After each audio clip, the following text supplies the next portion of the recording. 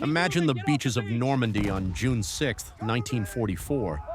Bullets flying everywhere, explosions shaking the ground, men screaming for help. In the middle of that hell, one soldier refused to quit. He saved maybe 200 lives that day. Then, he vanished from the history books. For years, almost no one talked about him. His name? Waverly B. Woodson, Jr., a young black medic from Philadelphia who showed what true American courage looks like. Picture this. It's early morning, June 6, 1944. D-Day, the biggest invasion in history. Waves of American troops hit Omaha Beach, one of the bloodiest spots. Waverly Woodson is just 21 years old. He's a corporal, a trained medic in the 320th Barrage Balloon Battalion, the only all-black combat unit to land that day. His landing craft gets hit by a mine. It drifts, powerless. Then an 88mm shell slams into it. Shrapnel tears into Waverly's groin, his thigh, his back. He's bleeding bad. Most guys would be done right there, not him. He swims to shore through the cold water, bullets splashing around him, hits the sand. Someone patches his wounds quick, but he doesn't head back to safety.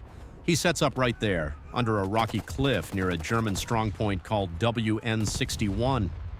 Enemy fire rains down artillery, machine guns, everything. For the next 30 hours straight, he works without stopping. Think about that. 30 hours. No sleep, no real break. Just saving lives while shells explode and bullets zip by. He pulls bullets out of guys' bodies. He sets broken bones. He bandages terrible wounds. He sprinkles sulfa powder to stop infections. He gives plasma transfusions. At one point, he even has to amputate a soldier's foot to save his life, all while he's wounded and in pain himself. White soldiers, black soldiers. He didn't care about color. He treated everyone the same. Estimates say he saved as many as 200 men, maybe more. He kept going until he finally collapsed. Even after they relieved him around 4 p.m. the next day, he still gave artificial respiration to 3 British soldiers who'd almost drowned when their craft went under. He brought them back. Only then did he let them take him to a hospital ship. He still gave artificial respiration to 3 British soldiers who'd almost drowned when their craft went under. He brought them back. Only then did he let them take him to a hospital ship. 3 days later, he's still healing, but he has to go right back to the front. That's the kind of heart this man had. Pure grit, pure duty. Now here's the part that hurts.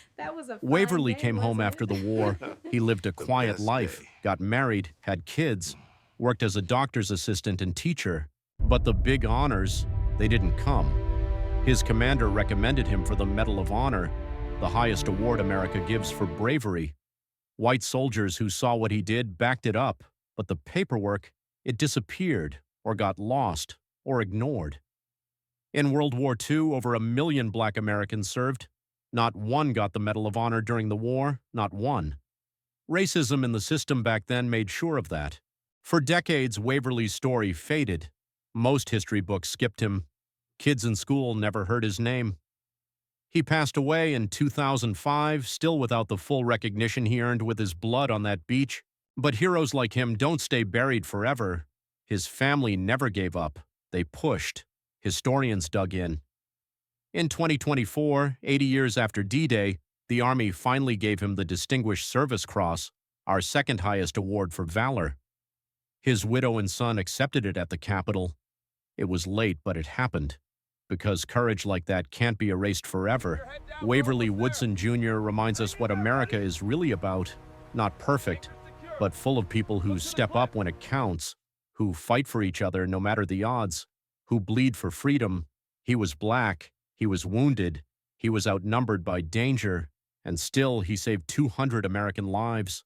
That's the spirit that won the war. That's the spirit that makes us proud to call this country home.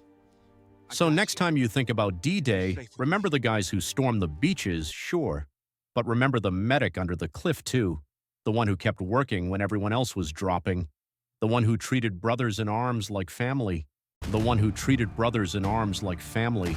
If this story moved you, hit that like button. It helps spread stories like this. Drop a comment. Tell me what you think about unsung heroes like Waverly. Share it with a friend who loves military history. And if you're new here, subscribe and turn on notifications. We tell these real stories every week. Stories of bravery, sacrifice, and the American fight for what's right. Thanks for watching, stay strong, and never forget the ones who saved us all. God bless our troops. God bless America. See you in the next one.